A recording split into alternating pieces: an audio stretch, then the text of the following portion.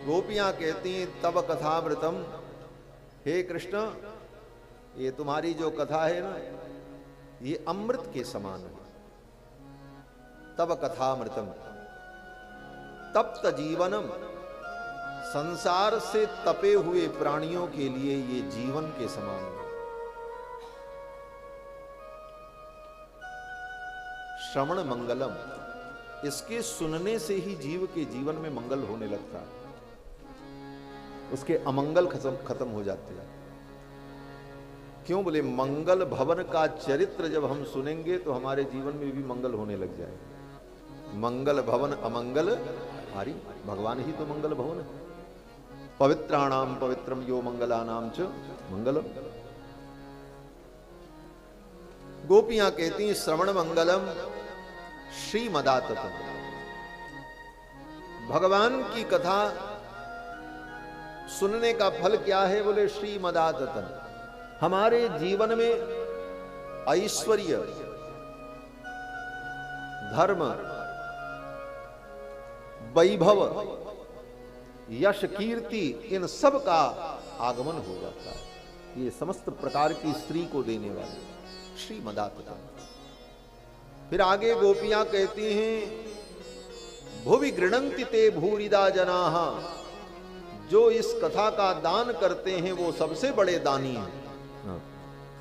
उनसे बड़ा दानी कोई नहीं। क्यों बोले दुनिया का जितना दान है वो सब खत्म हो जाएगा। आप किसी को बड़े अच्छे कीमती कपड़े दे दो, कितने दिन रहेगा? 2, 4, 10 साल, उसके बाद फटफटा करके खत्म। खूब खाने की वस्तु दे दो, कितना दिन खाएगा? एक दिन वो वस्तु खत्म हो जाएगी। दुनिया का हर दान नष्ट हो जाता है, एक ही दान ऐसा है कथा का दान जो कभी नष्ट नहीं होता। ये दान जन्म जन्मांतर तक ज्ञान के रूप में उसके हृदय में विराजमान रहता है। इसलिए गोपियां कहती हैं भुवि गृणन्ति ते भूरिदा जना, ये कथा का दान है। और कथा का दान 2 लोग मिलकर के करते हैं। जैसे दान दोनों हाथ से किया जाता है, उसी प्रकार इस कथा का दान 2 लोग करते हैं। एक कथा का आयोजन करने वाला और दूसरा कथा सुनाने वाला। वक्ता और यजमान दोनों मिल करके यह दान करते हैं, तब ये दान संपन्न होता है। सुनाने वाले वक्ता और सुनने वाले यजमान, और ये 2 मिल करके कितने लोगों को इस कथा का दान करते हैं। ये दान है हमारा। अब तो सब आए, दौड़ते हुए आए महाराज। धावंतो प्याययुः सर्वे प्रथमम ये च वैष्णवाः, जो वैष्णव थे, भगवान के भक्त थे, वो सब दौड़ते हुए आए वहां कथा सुनने के लिए गंगा के तट। कौन कौन आए? बोले भृगुर्वसिष्ठश्च वनश्च गौतमो मेधातिथिर्देवल देवरातौ। भृगु, वशिष्ठ, च्यवन, मेधातिथि, गौतम, देवल, देवरात, ये बड़े बड़े महामुनि महात्मा लोग कथा सुनने के लिए आए। अकेले नहीं आए, अपनी पत्नी को लेकर के आए, अपने पुत्रों को लेकर के आए, अपने शिष्यों को लेकर के आए। कथा में कोई भी आ जाए, अगर वो सुनने आया है तो उसे स्थान मिले और वो बैठ करके सुने, श्रवण करे। सब आए, और कैसे आए बोले दौड़ते हुए आए महाराज। धावंतो प्याययुः सर्वे। अरे दौड़ते हुए क्यों आए? बोले दौड़ते हुए इसलिए आए कि जल्दी चलो जल्दी चलो, कहीं विलंब न हो जाए। कहीं व्यास जी आकर के व्यास पीठ पर बैठ गए और उन्होंने मंगलाचरण शुरू कर दिया और हमको पहुंचने में विलंब हुई तो हम मंगलाचरण नहीं सुन पाएंगे। देर से पहुंचेंगे तो सबसे पीछे बैठने की जगह मिलेगी, दूर से व्यास जी के मुखमंडल को नहीं देख पाएंगे, उनकी वाणी को स्पष्ट सुन नहीं पाएंगे। इसलिए पहले ही चल करके हम कोई उत्तम स्थान देख लें जहां बैठ करके कथा सुनने का आनंद हो। इसलिए कथा में पहले आना चाहिए। दौड़ते हुए आ रहे हैं, धावंतो प्याययुः सर्वे। और आजकल लोग सोचते हैं 3 बजे महाराज ने कहा था कथा में आने के लिए, तो भारतीय टाइम है 3:30 बजे तक आएंगे महाराज। उसके बाद फिर पूजन वूजन होगा, फिर मंगलाचरण होगा, फिर कीर्तन कराएंगे, तब कथा शुरू करेंगे। तो हम 4 बजे यहां से चले आराम से, चाय वाय पी करके टहलते हुए। ऐसे लोग कथा के महत्व को कभी समझ ही नहीं पाते महाराज। कथा में तो नियम यह है कि व्यास जी महाराज आवे, उसके पहले श्रोता आकर के अपना स्थान ग्रहण कर ले, और जब व्यास जी आए तब श्रोता उठ करके उनका समादर करें व्यास जी के आने पर। और जब व्यास जी अपने आसन पर विराजमान हो जाएं, तब उनकी अनुमति प्राप्त करके, उनके संकेत को प्राप्त करके श्रोता भी यथास्थान बैठ जाए, और तब ये कथा प्रारंभ हो महाराज। ये विधान है। अब तो सब श्रोता दौड़ते दौड़ते आए, और जिसको जहां जगह मिली सब अपने अपने अनुकूल स्थान चयन कर लिया। इस कथा में ऋषि मुनि तो आए ही आए, गंगादि पवित्र नदियां कथा सुनने के लिए आई। 17 पुराण कथा सुनने के लिए आए महाराज। ये पुराण जितने हैं ये देवता हैं, इनका देव स्वरूप है। 17 पुराण देवता के रूप में वहां कथा सुनने के लिए आए। चारों वेद कथा सुनने के लिए आए। वेदांतानि च वेदाश्च मंत्रास तंत्रास समूर्तया। वेद, वेदांत, सारे मंत्र, सारे तंत्र मूर्ति रूप धारण करके कथा सुनिए। अब महाराज भक्ति महारानी भी अपने पुत्र को लेकर के आ गई। कथा शब्दम समाकर्ण्य तत्रिकम तरुणायते। भक्ति महारानी अपने पुत्र ज्ञान वैराग्य को लेकर के कथा में आ गई। सनकादिक कथा सुनाने लगे। पहले कथा के नियम को बताया। क्या नियम बताया? बोले भगवान की ये कथा कभी भी सुननी चाहिए। दिनानाम नियमो नास्ति। भगवान की कथा, भागवत कथा सुनने के लिए दिन का कोई नियम नहीं। किस दिन सुने? बाकी कार्यों के लिए दिन और तिथि और मुहूर्त का विचार किया जाता है। विवाह किस दिन करना है? बोले विवाह का मुहूर्त हो तब करो। गृह प्रवेश करना है? बोले गृह प्रवेश का मुहूर्त हो, तिथि हो तब करो। लेकिन भगवान की कथा के लिए, बोले भगवान की कथा के लिए न किसी मुहूर्त की जरूरत है, न किसी तिथि की जरूरत है। जब मन करे तब शुरू कर दो। किसी भी महीने में, किसी भी तिथि को, किसी भी काल में भगवान की कथा की जा सकती है, क्योंकि ये तो कल्याण के लिए, मोक्ष के लिए। दिनानाम नियमो नास्ति सर्वदा श्रवणम मतम।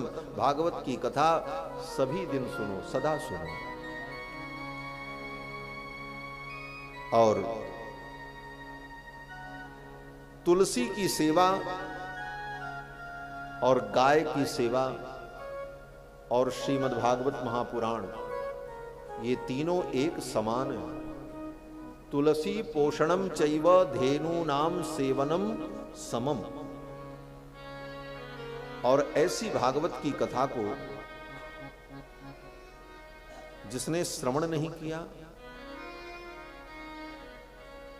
आजन्म मात्रमपि येन सठेन किंचित चित्तम विधाय सुख शास्त्र कथा न पीता। सनकादिक कहते हैं जिसने मनुष्य जीवन पा करके आजन्म मात्रमपि, जन्म से लेकर जीवन में कभी भी जिस व्यक्ति ने एन सठेन किंचित चित्तम विधाय सुख शास्त्र कथा न पीता, जिसने अपने चित्त को समाहित करके इस सुख शास्त्र को, भागवत को पिया नहीं, सुना नहीं, वो मनुष्य कैसा है? सनकादिक कहते हैं चांडाल वच्च। वो चांडाल है, वो चांडाल के समान है। और इतना ही नहीं, खरवत, वो गधा है। गालियां दी हैं। जिसने ये कथा नहीं सुनी वो कौन है? बोले चांडाल है, वो गधा है। सनकादिक कहते हैं वो तो गधा है, और गधे से भी ज्यादा गया गुजरा। चांडाल वच्च खरवत मिथ्या स्वजन्म जननी जनि दुख भाजा। उसका जन्म भी व्यर्थ हो गया। क्यों व्यर्थ हो? कथा में जब पहुंची तो बीचों बीच में श्रोता और वक्ता के बीच में जो खाली जगह थी, उसी जगह में आकर के भक्ति महारानी खड़ी हो गई। लोगों ने देखा, क्या देखा? बोले भक्ति सुतौ तौ तरुणौ गृहीत्वा। भक्ति के दोनों पुत्र तरुण हो गए, जवान हो गए। ज्ञान भी जवान हो गया और वैराग्य भी जवान हो गया। और दोनों को लेकर के भक्ति महारानी आई, दोनों का हाथ पकड़े हुए। और भक्ति महारानी जब आई, प्रेमैक रूपा सहसा विरासीत। प्रेम स्वरूपिणी भक्ति महारानी अपने पुत्र ज्ञान वैराग्य को लेकर के जब वहां आई तो लोगों ने देखा भक्ति महारानी के मुख से मधुर मधुर भगवान नाम संकीर्तन हो रहा था। भक्ति महारानी कुछ गुनगुना रही थी, और भक्ति महारानी जो गुनगुना रही थी उसी को सुन करके ज्ञान वैराग्य जो थे वो कोरस कर रहे थे, वो दोहरा रहे। ज्ञान वैराग्य का यही काम है। भक्ति महारानी पहले बोलती, फिर ज्ञान वैराग्य उसको दोहराते, और फिर भक्ति महारानी बोलती। बोले क्या हो रहा था? बोले सुंदर कीर्तन करती हुई भक्ति महारानी ज्ञान वैराग्य को लेकर के आई। और कीर्तन क्या कर रही थी? बोले श्री कृष्ण गोविंद हरे मुरारे नाथेति नामानि मुहुर्वदन्ति। ये कीर्तन बड़ा प्रसिद्ध है, जन जन की जिह्वा पर यह कीर्तन रहता है। श्री कृष्ण गोविंद हरे मुरारे, हे नाथ नारायण वासुदेव। यही कीर्तन करती हुई भक्ति महारानी अपने पुत्र ज्ञान वैराग्य को लेकर के वहां हरिद्वार में सनकादिकों की सभा में उस कथा में आ गई। श्री कृष्ण गोविंद हरे मुरारे नाथेति नामानि मुहुर्वदन्ति। बार बार इसी पंक्ति को मुहुर्मुहु, बार बार इसी पंक्ति को दोहराती हुई भक्ति महारानी वहां प्रकट हो। ये भक्ति महारानी का बड़ा प्रिय कीर्तन है, भक्ति के मुख से निकलता है। इसका मतलब बोले आपके मुख से अगर ये कीर्तन सदा निकलता रहे तो समझ लो आपके अंदर भक्ति बैठी हुई है, क्योंकि भक्ति के मुख से यही कीर्तन निकलता है। श्री कृष्ण गोविंद हरे मुरारे, हे नाथ नारायण वासुदेव। श्री कृष्ण गोविंद हरे मुरारे, हे नाथ नारायण वासुदेव। श्री कृष्ण गोविंद हरे मुरारे, हे नाथ नारायण वासुदेव। श्री कृष्ण गोविंद हरे मुरारे, हे नाथ नारायण वासुदेव। श्री कृष्ण गोविंद हरे मुरारे, हे नाथ नारायण वासुदेव। श्री कृष्ण गोविंद हरे मुरारे, हे नाथ नारायण वासुदेव। हे नाथ नारायण वासुदेव, हे नाथ नारायण वासुदेव। हे नाथ नारायण वासुदेव, हे नाथ नारायण वासुदेव। हे नाथ नारायण वासुदेव, हे नाथ नारायण वासुदेव। हे नाथ नारायण वासुदेव, हे नाथ नारायण वासुदेव। श्री कृष्ण गोविंद हरे मुरारे, हे नाथ नारायण वासुदेव। श्री कृष्ण गोविंद हरे मुरारे, हे नाथ नारायण वासुदेव। हे नाथ नारायण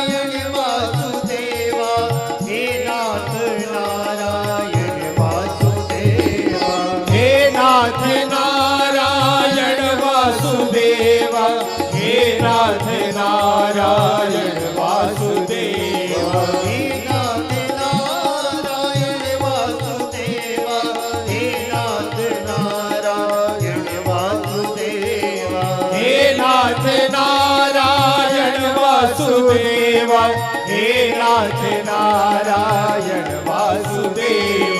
श्री कृष्ण गोविंद हरे मुरारे, हे नाथ नारायण वासुदेव।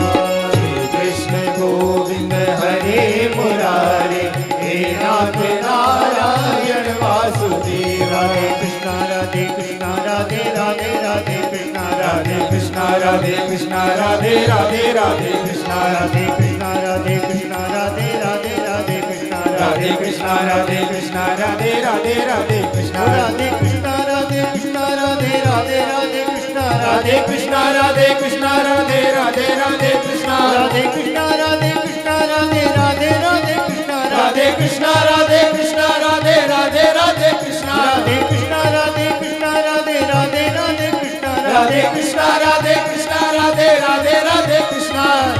कृष्ण गोविंद हरे मुरारे, हे नाथ नारायण वासुदेव।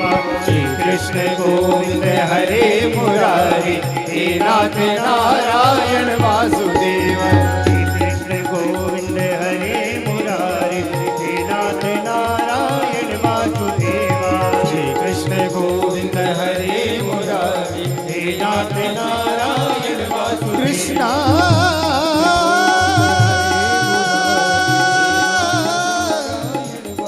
राधे कृष्ण राधे कृष्ण हरे मुरारे, हे नाथ नारायण वासुदेव। बोलो श्री कृष्णचंद्र भगवान की जय। भक्ति महारानी अपने पुत्र ज्ञान वैराग्य को लेकर नाम संकीर्तन करती हुई आ गई। लोगों ने देखा, लोगों ने कहा ये कहां से आई, किधर से आई।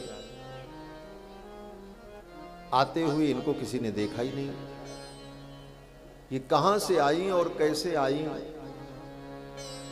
ये जानने की इच्छा लोगों ने जब की तो सनकादिकों ने उत्तर दिया। सनकादिकों ने कहा ये कहीं से नहीं आई। बोले तब? सनकादिकों ने कहा कि कथार्थतो निष्पतिताधुनेयम।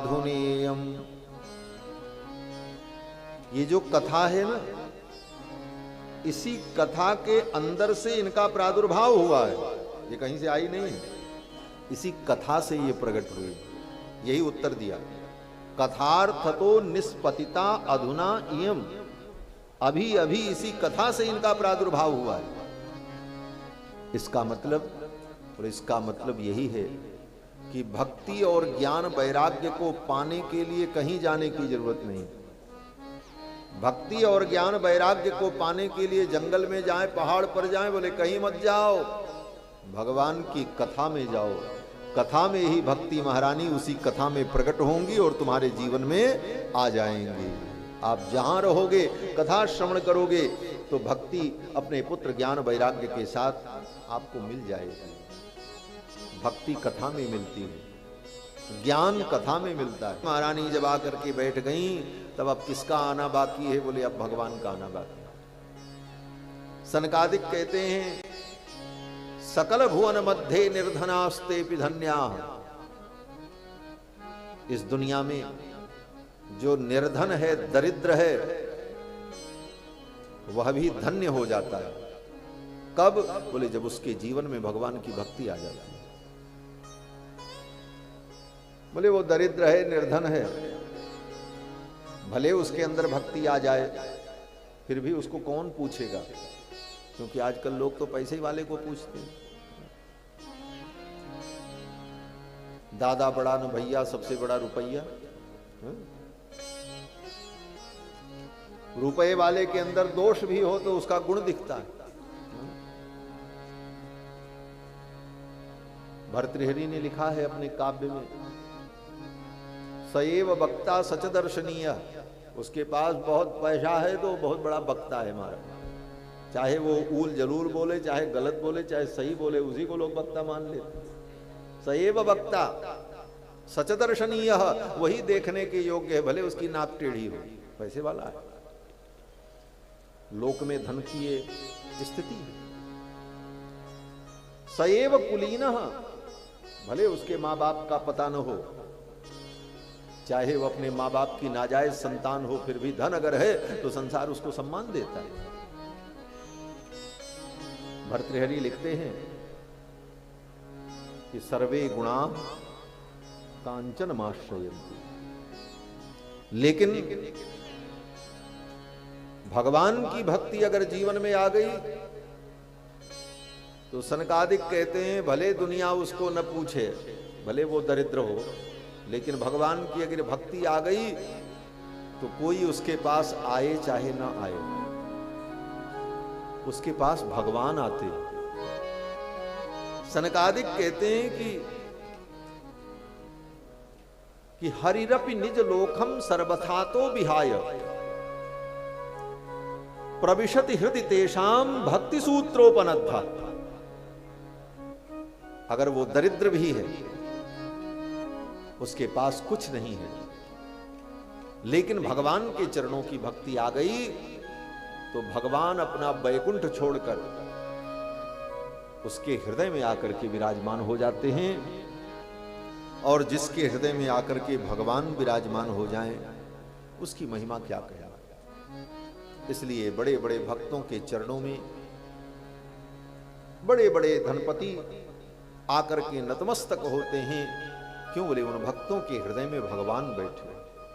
भले उन भक्तों के पास पहनने के लिए कपड़े नहीं है, फटी धोती है, फटी लंगोटी है, लेकिन लक्ष्मीपति परमात्मा उनके हृदय में है, इसलिए सब उन्हें प्रणाम करते हैं, उनका आदर करते हैं। ये भक्ति की महिमा है। भक्ति अगर पापी से पापी प्राणी के पास आ जाए तो वह भी पावन हो जाता है, पवित्र हो जाता है, और भगवान स्वयं चल करके उसके पास जाते हैं। गोस्वामी जी महाराज कहते हैं, पाई न केहि गति पतित पावन राम भज सुन सठ मना, गणिका अजामिल व्याध गीध गजादि खल तारे घना, आभीर जवन किरात खस स्वपचादि अति अघरूपजे, कही नाम बारक ते पावन हो ही राम नमामिते। भगवान की भक्ति से बड़े बड़े पापी भी पावन हो गए। आगे सनकादिक कहते हैं, मैं तुम्हें एक आख्यान सुनाता हूं।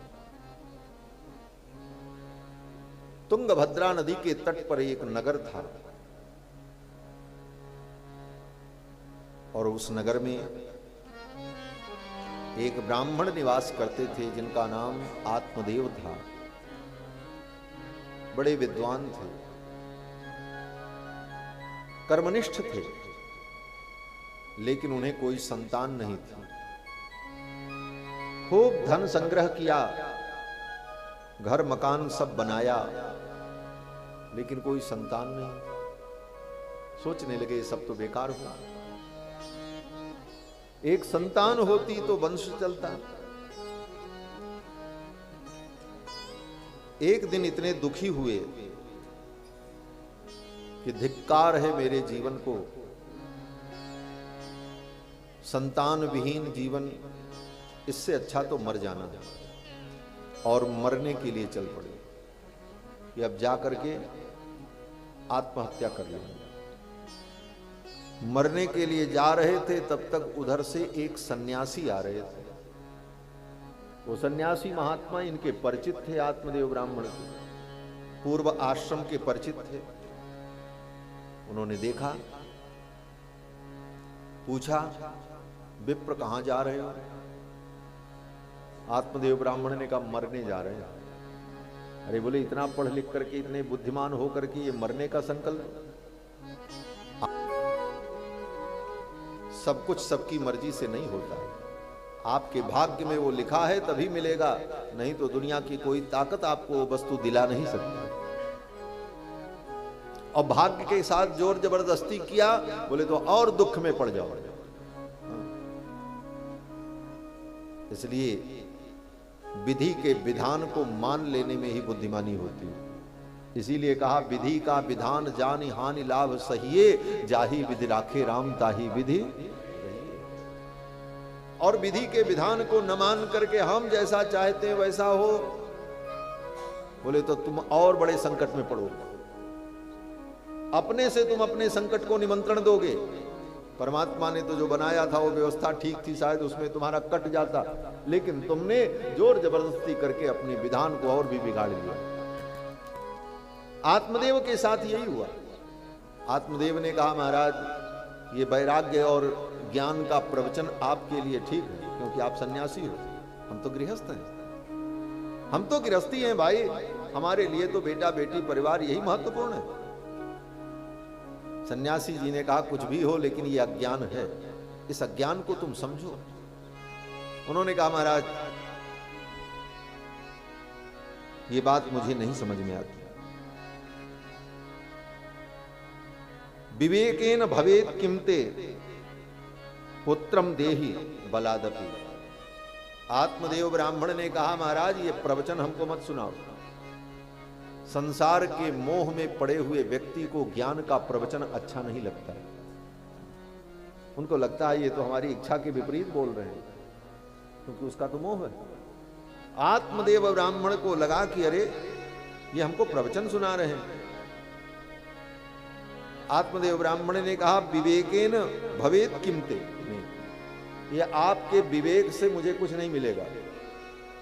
हां अगर आप कुछ दे सकते हो तो पुत्रम देहि बलादपि, आप सन्यासी हो, तपस्वी हो, अगर आप दे सकते हो तो हमें पुत्र प्राप्ति का वरदान दो, हमको पुत्र मिले। बाकी आपका ये ज्ञान का प्रवचन हमको अच्छा नहीं लग रहा है, क्योंकि माया से ग्रस्त, मोह से ग्रस्त व्यक्ति को वही दिखता है, वही हमको मिले। सन्यासी जी ने देखा इसे प्रवचन समझ में नहीं आएगा। आत्मदेव ने यहां तक कहा कि तुम्हारे शुष्क सन्यास में क्या रखा है, सूखा सन्यास, कमंडल लेकर के डोलो, न हंसो न बोलो, न खुशी मनाओ, न बच्चे की रोने की आवाज सुनो, न पत्नी के कलरव को सुनो। ऐसा सन्यास, शुष्क सन्यास किस काम का? हम तो गृहस्थी हैं भाई, हमको तो यही प्रिय। अगर आप दे सकते हैं तो उस मेरी गृहस्थी में एक फूल खिल जाए, मुझे एक बेटा हो जाए। सन्यासी जी जान गए इसका प्रारब्ध अभी विपरीत है, इसे संतान होगी नहीं, इसके प्रारब्ध में नहीं, तो मैं इसको बता दूं तो शायद ज्ञान हो जाए। सन्यासी जी ने कहा देखो तुम्हारे मस्तिष्क की रेखाओं को देखकर, तुम्हारे मस्तक की इन लकीरों को देखकर मैंने तुम्हारे भाग्य को पढ़ लिया। क्या पढ़ लिया? सन्यासी जी ने कहा तुम्हारे प्रारब्ध को मैंने देख लिया। प्रारब्धम तु विलोकितम, तुम्हारे प्रारब्ध को मैंने देख लिया। क्या प्रारब्ध है? सन्यासी जी ने कहा सप्त जन्मावधि पुत्रो नैवच नैवच।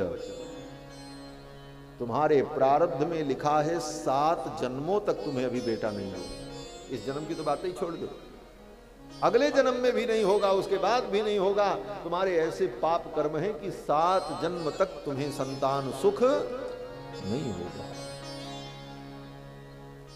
इतना सुनते ही तो वो ब्राह्मण वहीं जमीन पर बैठ गया और अपने सिर को पटकने लगा। आत्मदेव ब्राह्मण सन्यासी जी के सामने बोले महाराज 7 जन्म तक मुझे पुत्र नहीं होगा। बोले हाँ। बोले अब तो मैं यहीं मरूंगा, अब मरने के लिए कहीं नहीं जाएंगे, यहीं मरेंगे। और उन्हीं महात्मा के चरणों में अपने सिर को पटकने लगा। सन्यासी जी ने देखा कि ये तो घोर अज्ञानी है, किसी प्रकार इसके प्राण की रक्षा हो, नहीं तो ये तो मर जाएगा, आत्महत्या कर लेगा। महात्मा जी ने अपने झोली से एक फल निकाला और श्रीमद् भागवत महापुराण के 10वें स्कंद का पाठ कर रहे थे। श्रीमद् भागवत के 10वें स्कंद के पाठ का जो फल था, उस फल का संकल्प किया और सन्यासी जी ने कहा मैंने जो 10वें स्कंद का पाठ किया है उसका फल यही हो कि इस ब्राह्मण को पुत्र की प्राप्ति हो, ये कह करके वो फल दे दिया। ले जाओ ये फल, अपनी पत्नी को खिला देना, इस फल के खाने से तुम्हारी पत्नी सुंदर पुत्र को जन्म देगी।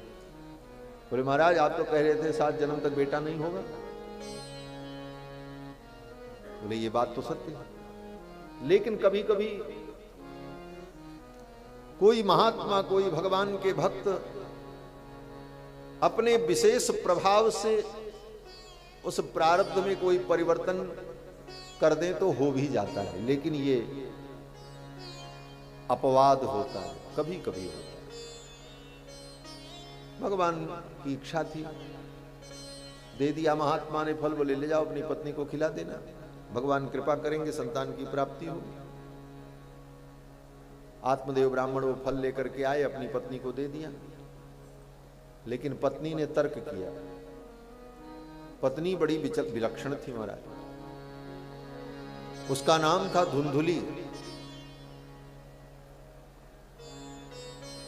फल को लेकर के उसने सोचा कि अगर मैं फल खाऊंगी तो मैं गर्भवती हो जाऊंगी, फिर 9 महीने तक इस गर्भ को धारण करना पड़ेगा, फिर जब बच्चा पैदा होगा तो बड़ी पीड़ा होगी। और हमने तो सुना है कि कभी कभी बच्चे को जन्म देते समय मां की मृत्यु हो जाती है। कहीं मैं मर गई तब क्या होगा? मैं मर गई तो कोई बात नहीं, लेकिन मेरा ये धन जो है मेरी देवरानी, मेरी जेठानी, मेरी ननद सब ले जाएंगी। उसको इसी बात की चिंता थी। ये हंसने के लिए मैं नहीं कह रहा हूं, सब लिखा है भागवत, सब पढ़ लेना। हाँ, हिंदी टीका लेके पढ़ लेना, कहीं कोई बात बाहर की नहीं, सब यहां है, एक एक अक्षर सा। उसने सोचा कि मैं तो मर जाऊंगी, लेकिन ये मेरा सब धन क्या होगा? आदमी को यही चिंता रहती है, अपने से ज्यादा अपने उस धन की चिंता रहती है, इसकी क्या व्यवस्था करें। बोले धन तुम्हारी व्यवस्था के लिए है, तुम धन की व्यवस्था के लिए नहीं बनेंगे, ये समझो। ये धन संसाधन है मानव के लिए, मानव उस धन का संसाधन बन जाता है, ये उल्टा हो जाता है। धुंधली ने सोचा क्या करें, इस फल को खाएं। तर्क किया और फल को नहीं खाया। फल खा लेती तो पुत्र की प्राप्ति होती, लेकिन फल नहीं खाया। आत्मदेव ब्राह्मण ने संत का संग किया और सत्संग का फल मिला। और फल किसको दिया? बोले अपनी पत्नी को दिया, लेकिन पत्नी ने तर्क किया और फल नहीं खाया। संत जन कहते हैं देखो, जीव के साथ यही होता है। जीव संतों का संग करता है, मनुष्य सत्संग करता है, सत्संग का फल उसे मिलता है ज्ञान, और वो ज्ञान फल ले जाकर के अपनी बुद्धि को देता है। हे बुद्धि तू इसे स्वीकार कर। लेकिन बुद्धि कुतर्क करने लगती है, बुद्धि कुतर्क करती है। क्या राम राम करने से राम जी मिल जाते हैं? ऐसे ही सारी दुनिया राम राम करने लग जाए तो दुनिया कैसे चलेगी? ऐसे तैसे कुतर्क के द्वारा वो बुद्धि उस फल को स्वीकार करना नहीं चाहती। सत्संग का फल मिला तो, लेकिन बुद्धि ने स्वीकार नहीं किया। और क्या किया? बोले उस फल को ले जाकर के गाय को खिला दिया। उसने सोचा गाय को खिला देते हैं, इस फल का परीक्षण भी हो जाएगा, इस फल के खाने से बेटा बेटी होता है कि नहीं। क्योंकि गाय भी बच्चे को जन्म नहीं देती थी। वो आत्मदेव ब्राह्मण का ऐसा कोई पूर्व जन्म का कर्म था कि गाय को पाले तो गाय भी बच्चा न दे, पेड़ लगाते थे तो पेड़ में फल भी नहीं होता। ऐसे कुछ कर्म थे उनके। ये संसार का सुख दुख कर्मों का ही तो फल है। काहु न को सुख दुख कर दाता, निजकृत कर्म भोग सब भ्राता। अपने अपने कर्मों का फल व्यक्ति भोगता है। ले जाकर के गाय को खिला दिया, लेकिन फिर सोचने लगी कि मैं इनको क्या बताऊंगी, क्योंकि फल तो हमने गाय को खिला दिया, और फल खाने से पुत्र की प्राप्ति होगी तो मैं पुत्र कहां से लाऊंगा। तो उसने सोचा चलो झूठ बोल देते। पति से कह दिया हाँ हाँ फल हमने खा लिया, लेकिन झूठ तो बोल दिया, लेकिन अब 9 महीने बाद पुत्र कहां से ले आएगी। तब उसने दूसरा नाटक किया। अपनी बहन से कहा, देखो तुम गर्भवती हो। उसकी बहन भी वहीं रहती थी, गर्भवती थी। उसने कहा, तुम गर्भवती हो और मैं गर्भवती होने का नाटक करूंगी। 9 महीने बाद जब तुम्हारी संतान होगी तो तुम अपनी संतान को चुपके से मुझे दे देना, और मैं बता दूंगी अपने पति को कि यही बेटा हुआ है। उनको क्या पता चलेगा। दोनों ने मिलकर के ये योजना बनाई। धुंधुली ने कहा, इसके बदले में मैं तुमको धन दे दूंगी, मेरे यहां धन की कोई कमी है नहीं, तुम्हारा भी काम हो जाए और तुम्हारा बेटा मेरे पास रहेगा, मासी के पास रहेगा। मासी का मतलब होता मासी, जो मां के समान है। कोई दिक्कत नहीं, हम पाल पोस देंगे, तुम भी यहीं रहना। बहन तैयार हो गई। आत्मदेव ब्राह्मण जीवन पर्यंत नहीं जान पाए इस रहस्य। इसीलिए कवियों ने, विद्वानों ने कहा, त्रिया चरित्रम पुरुषस्य भाग्यम दैवो न जानाति कुतो मनुष्य। स्त्री के चरित्र को विधाता भी नहीं जान सकती। अगर वो अपने पर आ जाए, छल कपट सारे छल छद्मों का आश्रय ले ले, तो विधाता भी नहीं जान सकते। मनुष्य क्या जाने, आत्मदेव ब्राह्मण जीवन भर न जान सके। सारा षड्यंत्र उसका सफल हो गया। उधर गाय ने फल को खाया तो गाय भी गर्भवती हो गई, क्योंकि वो फल मंत्रमय था। श्रीमद् भागवत महापुराण के 10वें स्कंद के पाठ का फल था महाराज। भक्ति के रस से भरा हुआ फल था। उस फल को खाया गाय ने और गाय गर्भवती हुई। आत्मदेव ब्राह्मण बड़े प्रसन्न हुए। मेरी पत्नी भी गर्भवती है और गाय भी गर्भवती है। अब तो गाय बछड़े को जन्म देगी, मेरे घर में दूध दूध हो जाएगा। दूधो नहाओ पूतो नहाओ, पुत्र भी होगा दूध भी होगा मेरे घर में। तो अब तो खुशहाली आ गई। बड़े आनंदित थे महाराज। अब तो 9 महीना जब बीता तो गाय ने सुंदर बछड़े को जन्म दिया। लेकिन वो बछड़ा मनुष्य के समान था। उसके कान जो थे वो गाय के समान, बाकी पूरा शरीर मनुष्य के समान। कान ऐसे 2 गाय के समान। आत्मदेव ब्राह्मण बड़े प्रसन्न हुए। मैं एक पुत्र चाह रहा था, मुझे 2 पुत्र मिल गए। मेरी गाय ने भी सुंदर मनुष्य जैसा बच्चा दिया, तो ये मेरा ही बेटा है, मैं इसका भी पालन करूंगा। और इधर धुंधली ने बच्चे को मंगा लिया और कहा कि यही बेटा पैदा हुआ। आत्मदेव ब्राह्मण बड़े प्रसन्न हुए। हम तो एक बेटा चाह रहे थे, हम तो 2 आ गए हमारे घर में। दोनों का नामकरण किया। वो गाय का जो बछड़ा था उसका नामकरण किया, नाम रखा गोकर्ण। गाय के समान कान थे इसलिए गोकर्ण।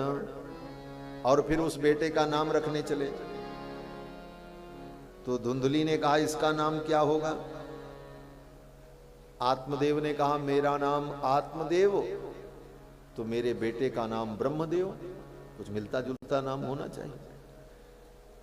पत्नी ने कहा, नहीं, आपके नाम से मिलता जुलता नाम नहीं होगा। पैदा हमने किया, जन्म हमने दिया, और नाम आपके हिसाब से होगा। लड़ पड़ी महाराज। हाँ, बड़ी तेज थी, लड़ गई। बोले, आपके नाम से मिलता जुलता नाम नहीं होगा, मेरे नाम से मिलता जुलता नाम होगा। आत्मदेव ब्राह्मण ने कहा, तो क्या नाम रखोगी? पत्नी ने कहा, मेरा नाम धुंधुली, तो मेरे बेटे का नाम धुंधकारी, इसका नाम धुंधकारी होगा। क्या करते? आत्मदेव ब्राह्मण चुप हो गए। बोले, ठीक है, धुंधकारी सही।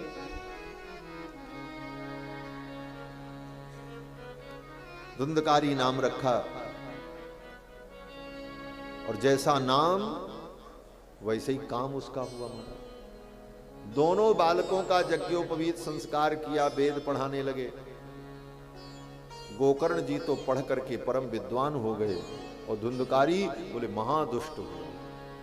वही घर, वही रोटी, वही अन्न, वही पानी, वही पढ़ाने वाले, वही पालने वाले, लेकिन दोनों के संस्कार अलग अलग थे।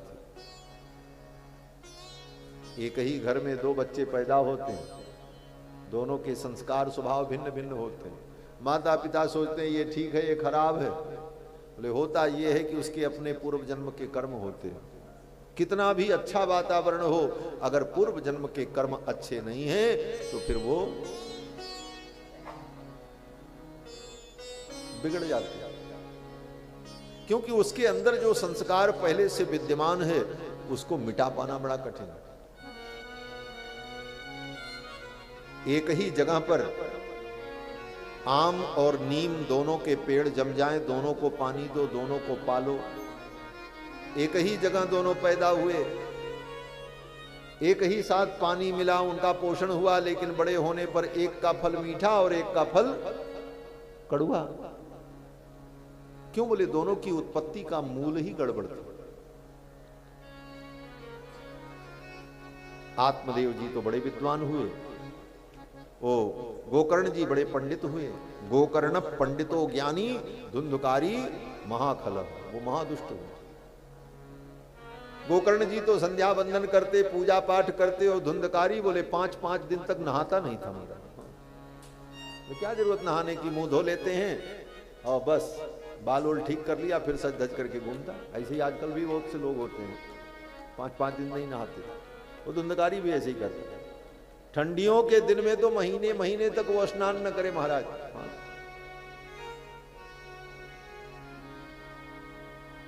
और खाने के लिए उसको कुछ भी मिल जाए खा ले, कोई नियम नहीं। यहां तक कि शमशान घाट पर शव को जलाने के लिए जब चिता पर रखा जाता है तो पिंडदान करके उस मुर्दे के हाथ में पिंड दिया जाता है।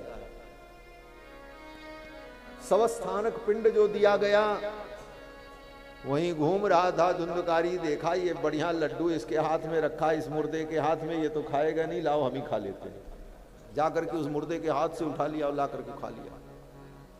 सब हस्तेन भोजनम, मुर्दे के हाथ का भोजन खा लिया। उसके आचरण से आत्मदेव ब्राह्मण बड़े दुखी हुए, बहुत प्रयास किया लेकिन वो सुधरा नहीं।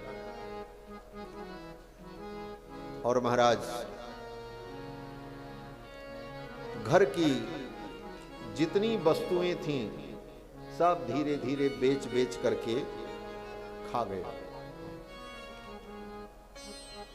पंडित जी आत्मदेव ब्राह्मण जितना कथा बांच करके, कर्मकांड करा करके, जजमानी करके, धन संपत्ति बटोर करके रखे थे, चांदी के लोटा थाली सब पूजा में उनको जो मिले थे सब बेच के खा गया, सब बेच के खा गया। आत्मदेव ब्राह्मण बड़े दुखी हुए और आत्मदेव ब्राह्मण ने कहा अब मैं जाकर के मर जाऊंगा, आत्महत्या करने के लिए घर छोड़ करके चल पड़ा। ये वही आत्मदेव ब्राह्मण है।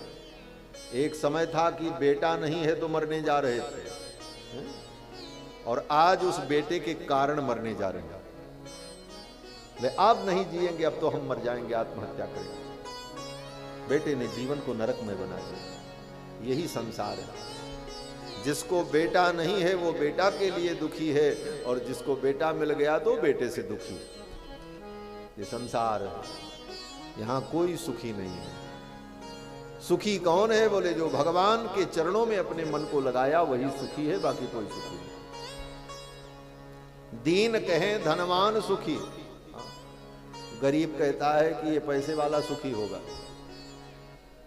पैसे वाले के पास जाओ तो कहता हमसे बड़े पैसे वाला जो है वो सुखी है, हम तो दुखी हैं। दीन कहे धनवान सुखी, धनवान कहे सुख राजा को भारी।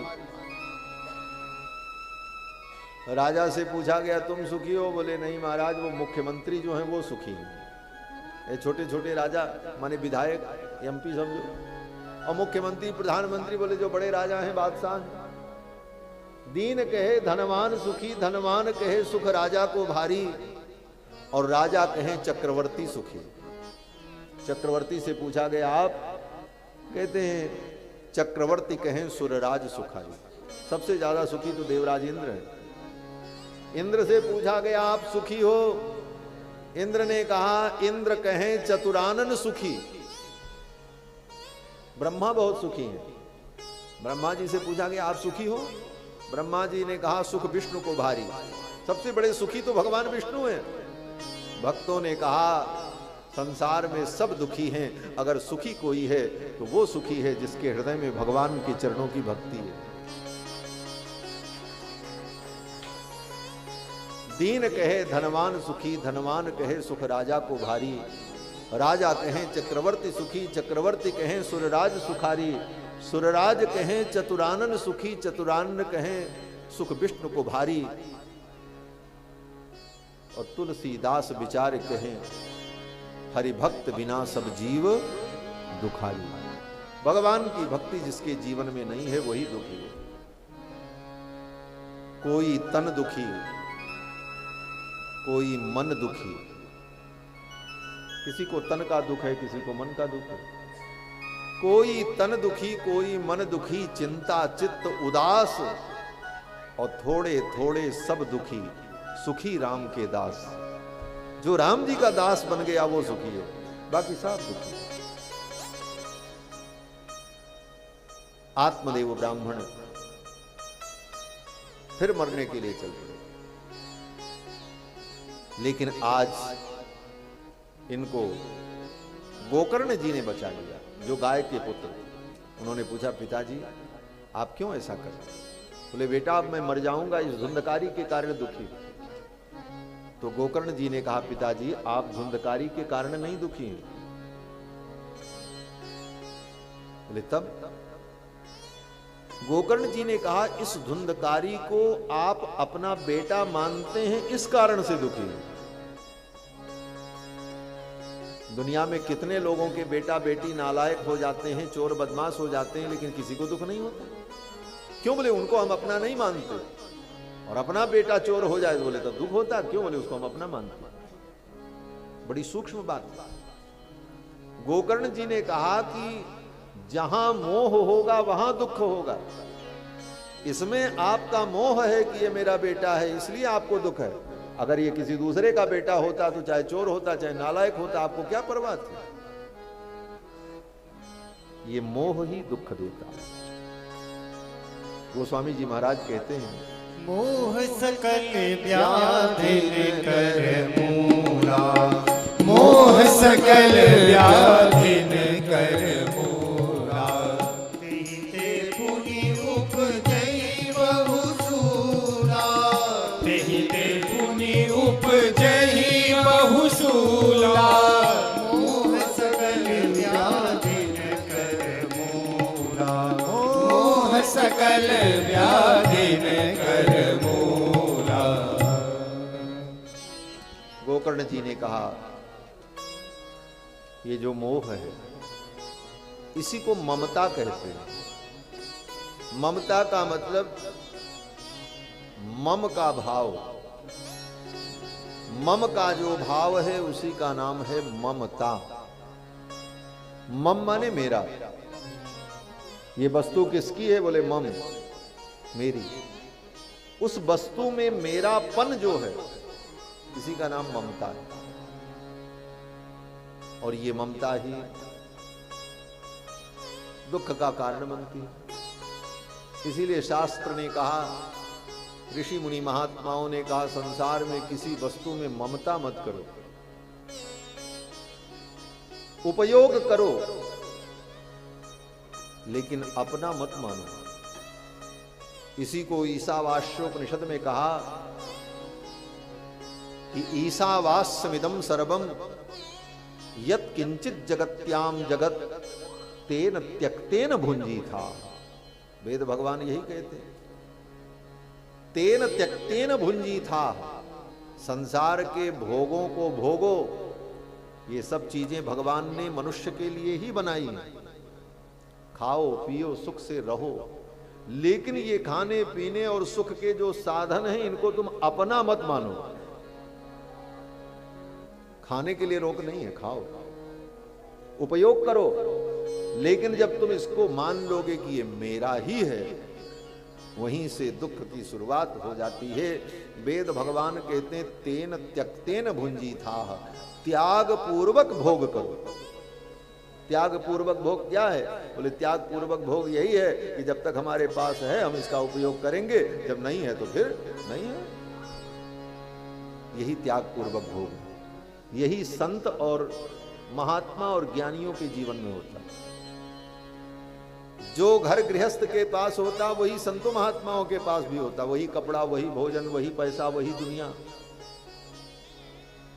लेकिन महात्माओं के जीवन में वो आसक्ति नहीं होती, इसलिए उनको दुख नहीं होता उतना। और वो महात्मा बनकर के भी आसक्त हो जाए तो फिर उनको भी दुख होता है। इसी को कहा तेन त्यक्तेन भुंजी था, त्याग पूर्वक भोग। गोकर्ण जी ने अपने पिताजी को समझाया, पिताजी आप इसको अपना मानते हो इसीलिए दुख है। और यही नहीं, ये तो आपके शरीर से उत्पन्न बेटा है। यद्यपि वो शरीर से उत्पन्न नहीं था, लेकिन दुनिया तो यही जानती थी कि आत्मदेव के बेटा है। इसलिए गोकर्ण जी ने कहा, पिताजी अपने शरीर में भी आसक्ति नहीं रखनी चाहिए, ये भी हमारा नहीं है, हम इसका उपयोग केवल करें। यहां से पहले त्याग करो, बाहर से त्याग ठीक नहीं, पहले तो यहीं से त्याग होना चाहिए। गोकर्ण जी कहते हैं, देहे स्थिमांस रुधिरे भिमतिम त्यजत्व। ये देह जो हड्डी मांस का पुतला है, पहले इसमें जो हमारी अभिमति है कि ये हमारा है, ये तुम्हारा नहीं है, इसका तुम उपयोग करो, इसका अधिकार तुम्हें नहीं है। और इसका उपयोग यही है कि जब तक ये ठीक है तब तक तुम अपने कल्याण का साधन कर दो।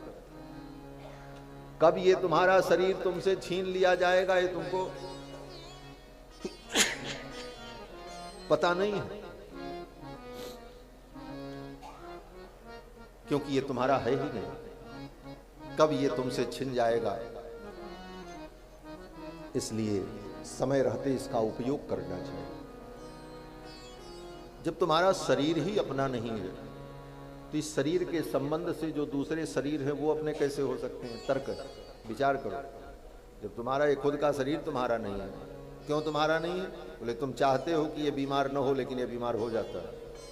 तुम चाहते हो कि इसको नींद आवे, लेकिन नींद नहीं आती है। तुम चाहते हो कि ये खराब न हो, फिर भी ये शरीर खराब हो जाता है। इसका मतलब है कि ये तुम्हारा नहीं है। तुम्हारा होता तो तुम्हारे हिसाब से होता। तो जब तुम्हारा खुद का शरीर तुम्हारा अपना नहीं है तो इस शरीर के संबंध से जो शरीर है वो तुम्हारे कहां से हो सकते हैं? और फिर उन शरीरों के संबंध से जो संसार की जड़ वस्तुएं हैं वो तुम्हारी कहां से हो सकती है? लेकिन तुमने मान लिया कि ये हमारा, ये हमारा, ये हमारा।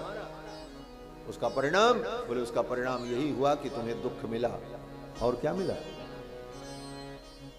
दुख के अलावा क्या मिला? गोकर्ण जी कहते हैं कि देहे स्थिमाम से रुधिरे भिमतिम त्यजत्वम जाया सुतादिषु सदा ममताम विमुंच। जाया सुतादिषु सदा ममताम विमुंच। ये पुत्र पौत्रादि में जो ममता है, इस ममता का भी त्याग कर दो। क्यों?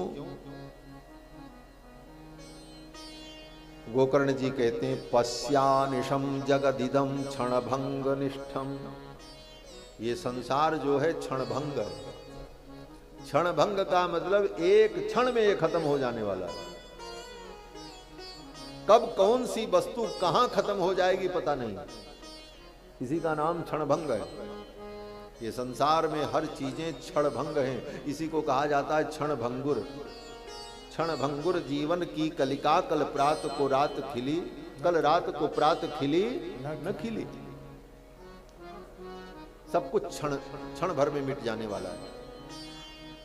अगले क्षण क्या होगा किसी को पता नहीं। सब विमान में बैठ करके चले कि हम अपने अपने गंतव्य को जाएंगे और एक ही क्षण में सब खत्म। क्या कह सकते हैं? कोई कर क्या सकता है? जीवन की यही अनित्यता है और इस अनित्यता को जान लेना चाहिए। पश्यानिशम जगदिदम क्षणभंग निष्ठम। इसलिए वैराग्य राग रसिको भव भक्ति निष्ठा। हे पिताजी, वैराग्य राग के रसिक बनो। वैराग्य हृदय में धारण करो और भगवान की भक्ति, और बस यही सबसे सुंदर उपाय है। और बोले धर्मम भजस्व सततम, निरंतर धर्म का आचरण करो। त्यज लोक धर्मान, लोक धर्म को छोड़कर लोक धर्म के चक्कर में जो पड़ता है वो धर्म का पालन नहीं कर पाता। लोक धर्म क्या है? बोले लोक व्यवहार। लोक व्यवहार को निभाने में ही व्यक्ति समय व्यतीत कर देता है, स्वयं धर्म का पालन नहीं कर पाता। लोक व्यवहार क्या है? बोले आज उनके यहाँ जाना है, कल उनका निमंत्रण है, आज ये व्यवहार हमको निभाना है, उनके यहाँ नहीं जाएंगे तो वो नाराज हो जाएंगे, ये काम नहीं करेंगे तो ये काम बिगड़ जाएगा। ये लोक व्यवहार को निभाने में ही व्यक्ति धर्म का पालन नहीं कर पाता है। अंत में ये लोक व्यवहार भी छूट जाता है। और कितना भी तुम लोक व्यवहार सावधानी से करो, फिर भी लोक तुमसे कभी प्रसन्न नहीं होता। सब प्रसन्न नहीं होते, कहीं न कहीं तुम्हारी कमी ढूंढ लेते। गोकर्ण जी कहते हैं धर्मम भजस्व सततम, धर्म का आचरण करो और उस धर्म के आचरण के बाद अगर समय बचे तो लोक व्यवहार भी कर लो, लेकिन लोक व्यवहार के लिए धर्म का कार्य मत छोड़ो। लोक व्यवहार बने चाहे बिगड़े, धर्म तुम्हारा न बिगड़ने पाए। ये बुद्धिमानी है। लोग कहते हैं महाराज हमने मंत्र दीक्षा ले ली, बाहर का खाना नहीं है, लेकिन रिश्तेदारी में शादी होगी तो जाएंगे, तो नहीं खाएंगे तो नाराज हो जाएंगे। हमने कहा यही लोक व्यवहार है। इस लोक व्यवहार के चक्कर में तुम अपना धर्म छोड़ोगे। लोक व्यवहार ठीक है, लेकिन लोक धर्म के चक्कर में अपना धर्म नहीं छोड़ना चाहिए। गोकर्ण जी कहते हैं सेवस्व साधु पुरुषान, सत्पुरुषों की सेवा करो। ये सब कल्याण का उपाय बता रहे हैं। धर्म का आचरण करो, लोक व्यवहार को कम करो, सेवस्व साधु पुरुषान, संत महापुरुषों की सेवा करो। जो भगवान के भक्त हैं, सज्जन हैं, संत हैं, उनका सेवन करो। सेवा का मतलब हाथ पैर दबाना ही नहीं, सेवा का मतलब उनका सेवन करो। सेवन का मतलब उनके सन्निकट रहो, उनके उपदेश को सुनो, उनके आचरण से शिक्षा ग्रहण करो। ये सेवा है। जहि काम तृष्णान, और काम तृष्णा को छोड़कर बड़े बड़े संतों के पास भी अगर काम तृष्णा से आप जाओगे तो संतों के संग का जो फल होना चाहिए वो फल नहीं होगा। आजकल यही होता है। लोग बड़े बड़े संतों की महिमा सुन करके जाते हैं, लेकिन किस लिए जाते हैं? बोले काम तृष्णा से जाते हैं। हमारा ये काम बन जाए, हमारा वो काम बन जाए। बाबा जी कोई चमत्कार कर दें, जादू की छड़ी घुमा दें, हमारी सारी इच्छा पूरी हो जाए। इसीलिए लोग पागल बन करके घूम रहे हैं दुनिया में। और ऐसे पागलों को ठगने के लिए बड़े बड़े बाबा बैठे हुए हैं इस दुनिया में। हाँ, ठगने वालों की कमी नहीं है। आओ तुम्हारा पर्चा खोल देंगे, तुम्हें ऐसी जड़ी दे देंगे, तुम्हारा सब काम हो जाएगा। इन कामनाओं को, तृष्णा को लेकर के संतों के पास अगर जाओगे कुछ नहीं मिलेगा।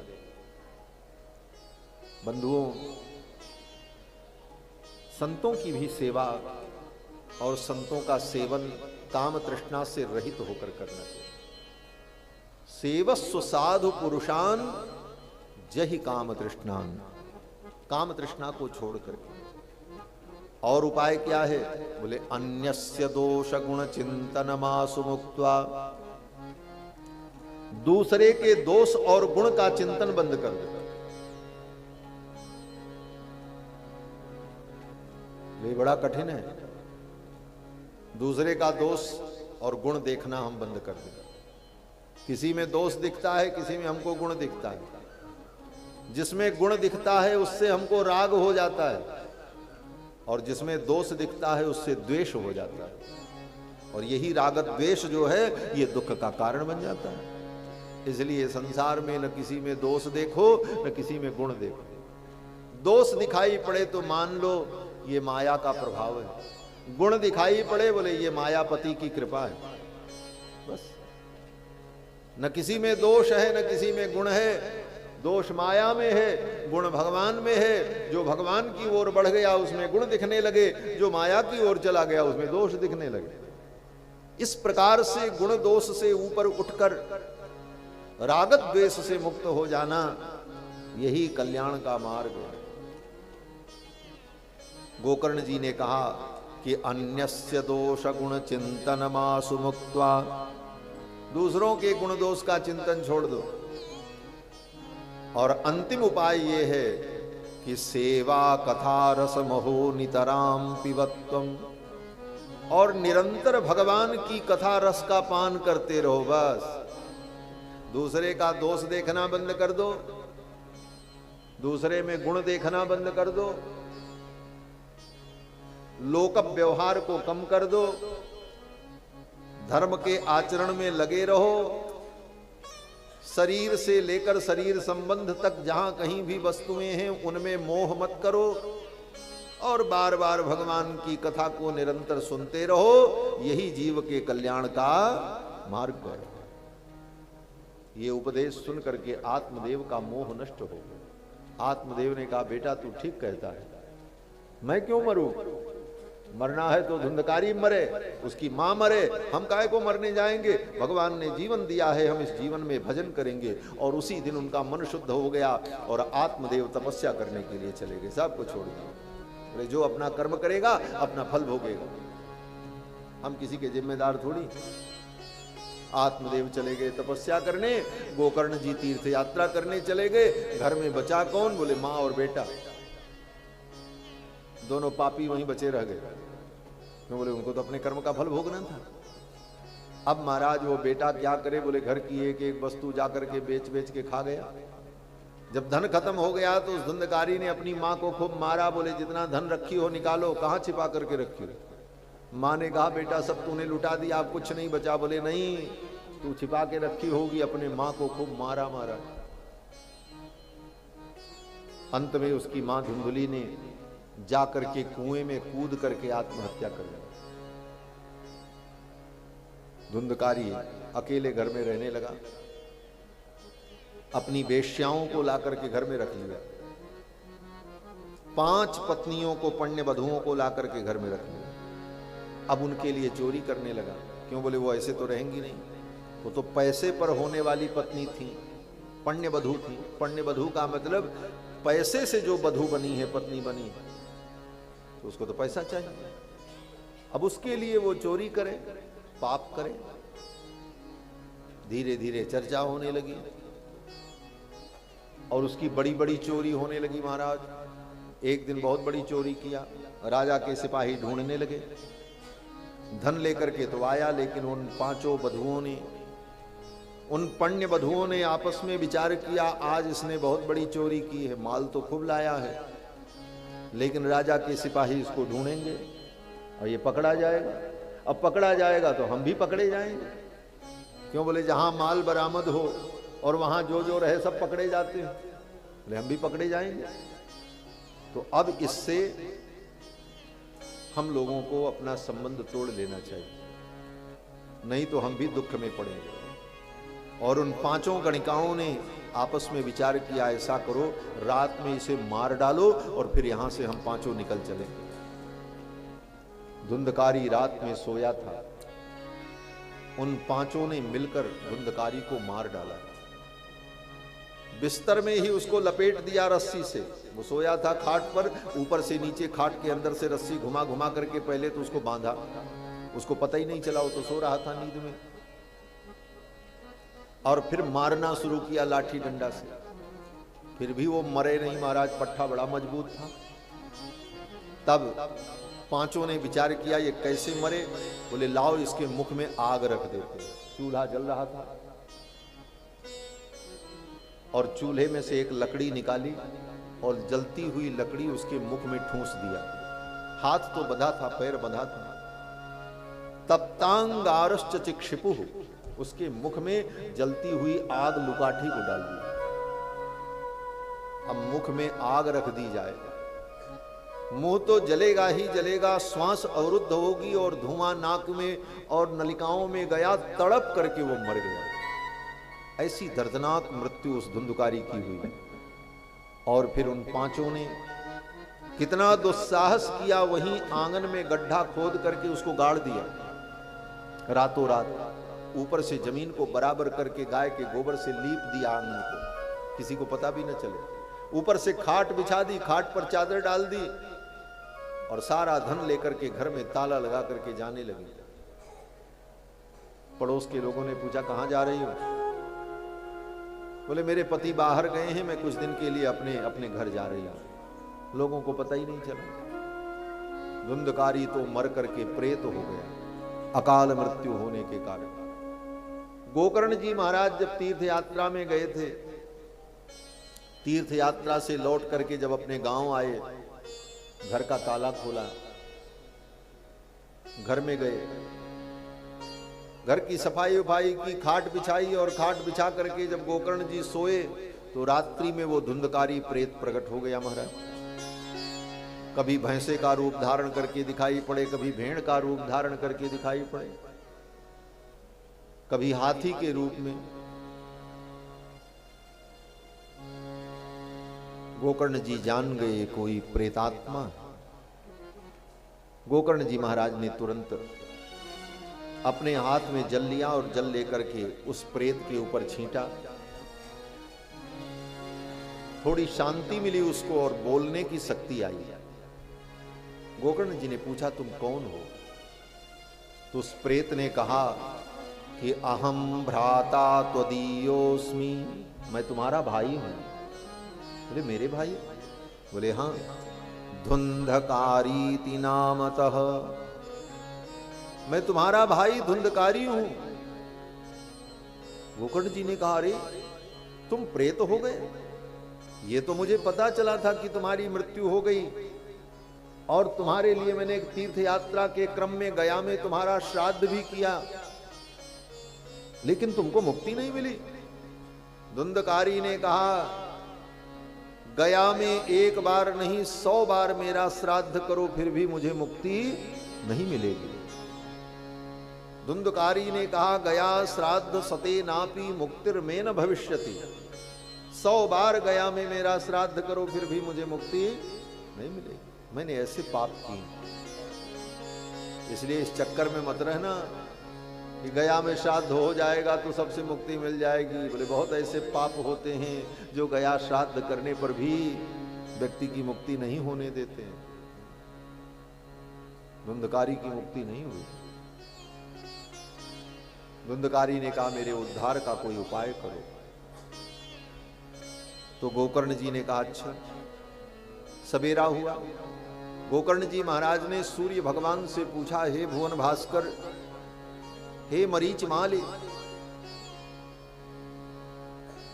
आप समस्त विद्याओं के अधिदैवत हैं, आप कृपा करके बताओ कि जिस व्यक्ति का उद्धार गया श्राद्ध से भी न हो, उस व्यक्ति के पापी के उद्धार के लिए क्या करना चाहिए। तो सूर्य भगवान के किरणों से आवाज आई कि साप्ताहिक श्रीमद् भागवत की कथा का अनुष्ठान करके उसे सुनाओ, और वो अगर सुनेगा तो 7 दिन में उसे मुक्ति की प्राप्ति हो जाएगी। फिर तो गोकर्ण जी महाराज ने आषाढ़ के महीने में नवमी से लेकर पूर्णिमा तक, गुरु पूर्णिमा तक, अभी गुरु पूर्णिमा भी थी, आषाढ़ के शुक्ल पक्ष की नवमी से गुरु पूर्णिमा तक 7 दिनों तक सुखदेव जी ने, वो गोकर्ण जी ने भागवत की कथा सुनाई, भागवत का अनुष्ठान किया। धुंधकारी प्रेत था, वायु रूप धारण करके आया और मंडप में एक बांस था, उसी बांस में बैठ करके वो कथा सुनता रहा, और 7वें दिन उसे मुक्ति की प्राप्ति हुई। बांस में बैठ करके उसने कथा सुनी और उसे मुक्ति मिल गई। और आज बोले बिस्तर पर बैठ करके हम कथा सुन रहे हैं, सोफा पे बैठ के सुन रहे हैं, फिर भी कथा मुक्त नहीं कर रहे हैं। हम सोफा और बिस्तर पर बैठ करके भी कथा नहीं सुन पा रहे हैं, सच्चाई यही है। और वो बांस पे बैठ के सुनता रहे, तो जो सुनेगा उसी का ना कल्याण होगा, जो सुनेगा ही नहीं तो उसका क्या कल्याण होगा। धुंधकारी बांस में बैठ करके कथा सुन लिया, और कैसे सुनता था, सुने तो बहुत से लोग। 7वें दिन धुंधकारी के लिए विमान आया, वो मुक्त होकर के चला गया, प्रेत योनि से उसे मुक्ति मिल गई। बाकी लोगों ने गोकर्ण जी से पूछा, वो विमान लेकर के जो आए थे धुंधकारी को ले जाने के लिए, उन देवताओं से पूछा गोकर्ण जी ने कि कथा तो सबने सुनी लेकिन मुक्ति केवल धुंधकारी को मिली, बाकी लोग। तो विमान में बैठे उन देवताओं ने कहा, कथा तो सबने सुनी लेकिन मनन सबने नहीं किया। श्रुतम तो सर्वैहि न तथा मननम कृतम, कथा तो सबने सुनी लेकिन मनन किसी ने नहीं किया। धुंधकारी कैसे सुनता था? बोले धुंधकारी व्यास जी के आने के पहले आकर के बेचारा अपने बांस में वहीं बैठ जाए और पूरी कथा सुने, एक एक शब्द को पीता था। और जब व्यास जी मध्याह्न में विश्राम करके चले जाएं तो उन कथाओं का वो चिंतन करता था। आज व्यास जी ने ये बताया था, इसकी ऐसी व्याख्या की थी, उन विषयों को बार बार वो चिंतन करता था। इसी का नाम है मनन। श्रोतव्यो मंतव्यो। और फिर जब व्यास जी आ जाएं तो फिर कथा सुने। सायंकालीन सत्र में व्यास जी जब कथा सुना करके चले जाएं तो रात भर धुंधकारी को नींद नहीं आती, तो जगता रहता था, रोता रहता था, कभी रोए कभी हंसे। उन कथाओं का चिंतन करके कभी रोता कभी हंसता और सोचता, कितनी अच्छी बात बताई, कितना ज्ञान सुनाया, अब कब सवेरा होगा और फिर व्यासपीठ पर महाराज बैठेंगे और फिर भगवान की पावन कथा सुनाएंगे। इसी त्वरा में उसकी रात बीत जाती। 7 दिन 7 रात्रि तक उसने अन्न जल कुछ ग्रहण नहीं किया, केवल कथा को ही पीता रहा, कथा को ही जीता रहा, कथा को ही सुनता रहा और कथा का ही मनन करता रहा। तब 7वें दिन धुंधकारी को परम गति की प्राप्ति हो गई। गांव के लोगों ने कहा, महाराज हम तो समझ नहीं पाए कि इसका इतना महत्व है, नहीं तो हम भी ऐसे ही करते। हम तो सोचते थे चलो कथा सुन ले 3 घंटे, फिर वहां कुछ प्रसाद तो मिलेगा ही मिलेगा, प्रसाद खा लेंगे, फिर चलेंगे घर का काम कर लेंगे। कितने तो कथा सुनने आते थे तो कथा तो सुनते थे लेकिन उनका मन घर में ही चला जाता था। बोले गाय के लिए चारा लाना था, कथा में आ गए, अब यहां से जाएंगे तब चारा लाएंगे। कोई व्यक्ति कथा में बैठा सोचता आज तो अमुक काम करने जाना था लेकिन क्या करें, कथा में आ गए, काम कैसे होगा, उसको वहां की चिंता। तो कथा में भी रह करके जब कथा में मन न लगे और मन कहीं जाए, बोले उस कथा सुनने का कोई फलोल नहीं होता। और लगभग लोग ऐसी ही कथा सुनते हैं। 99% लोग ऐसी ही कथा सुनते, कथा में उनका मन नहीं, बाहर मन रहता, वो काम कैसे वो काम कैसे। और आजकल तो इतनी बढ़िया व्यवस्था है कि कथा में आप मन भी लगाना चाहो तो आपके पास एक मशीन रहती है जो आपका मन लगाने नहीं देती है, उसमें टुन टुन होने लग जाएगा, घंटी बजने लग जाएगी, अब वहां मन लगेगा। इसलिए कथा में बैठो तो मोबाइल स्विच ऑफ कर दो, बंद कर दो 3 घंटे के लिए, कुछ नहीं बिगड़ेगा, चिंता मत करो। रात में 4 घंटे सो जाते हो तो कहां मोबाइल देखते हो, काम चलता कि नहीं चलता। इसी 3 घंटे समझो हम सो रहे हैं, एकदम मोबाइल बंद करके निश्चिंत होकर के बैठो। भगवान की कथा ये बार बार नहीं मिलती महाराज। भाग्योदयेन बहुजन्म समर्जितेन, गिरिराज गोवर्धन की ये तलहटी ब्रज का क्षेत्र, श्रीमद् भागवत महापुराण की पावन कथा, ये सुंदर सुअवसर है, इसे खूब दत्तचित्त होकर के सुनो। गांव के लोगों ने कहा महाराज हम तो समझ नहीं पाए, अब एक काम करो, दोबारा फिर से कथा सुनाओ, फिर से शुरू करो भागवत। गोकर्ण जी ने कहा ठीक है। गांव के लोगों ने कहा आप हमारे गांव के पंडित जी हो, आपको कहीं जाना नहीं, हमको भी कहीं जाना नहीं, आप कथा सुनाओ। गोकर्ण जी ने कहा ठीक है। पूर्णिमा को, गुरु पूर्णिमा को एक कथा समाप्त हुई, धुंधकारी मुक्त होकर के चला गया और उसी पूर्णिमा के बाद दूसरे दिन प्रतिपदा से, जिस दिन से सावन शुरू हुआ, उसी दिन से फिर कथा शुरू कर दिया गोकर्ण ने। वही व्यासपीठ, वही मंडप, वही व्यास जी महाराज और वही गांव के श्रोता थे। दोबारा जब कथा हुई, 7 दिन लोगों ने दत्तचित्त होकर के कथा सुनी, खूब मनन किया, चिंतन किया और उसका परिणाम बोले 7वें दिन स्वयं भगवान आए विमान लेकर के और भगवान ने कहा आप सब लोग मेरे धाम चलो। आप लोगों ने इतना बड़ा महोत्सव किया, इतनी सुंदर कथा की, अब सब हमारे धाम चलो। गोकर्ण जी को बैठाया, गांव वालों को बैठाया और सबको लेकर के भगवान कृष्ण अपने धाम चले गए। इस कथा ने उन श्रोता वक्ता सबको परम गति प्रदान की। तो ये कथा ऐसी है जो सुनने वाले को भी परम गति प्रदान करती है और सुनाने वाले को भी परम गति प्रदान करती है। और अगर हम भाव से इसे श्रवण करें, प्रेम से इसे श्रवण करें, तो इसी जीवन में काम क्रोध लोभ मोह के इन विकारों से मुक्त होकर मुक्ति का जो सुख है, मोक्ष का जो सुख है, वह सुख हम इसी धरती पर प्राप्त कर सकते हैं। मुक्ति का सुख क्या है? बोले हम कहीं भी बंधन का अनुभव न करें, यही तो मुक्ति है। और ज्ञान के द्वारा असिना तत्वमसिना, तत्व ज्ञान जो है, उस तत्व ज्ञान की तलवार से संसार के बंधन को काट देना चाहिए। तो वो ज्ञान ही बंधन को काटने वाला है। तो बार बार इस कथा को हम श्रवण करें। धुंधकारी को मुक्ति प्रदान कर दी इस कथा ने। गोकर्ण जी महाराज पूरे गांव के सहित भगवत धाम के अधिकारी हो गए। आगे सनकादिकों ने एक अध्याय में इस कथा के अनुष्ठान की विधि का वर्णन किया। क्या विधि का वर्णन किया? बोले कथा जब सुननी हो भागवत जी की तो सुंदर स्थान का चयन करना चाहिए। कैसा स्थान हो? तो कहते हैं कि ऐसे स्थान पर कथा श्रवण करनी चाहिए कि विशाला वसुधा यत्र, जहां पर खूब पर्याप्त जगह हो। विशाला वसुधा यत्र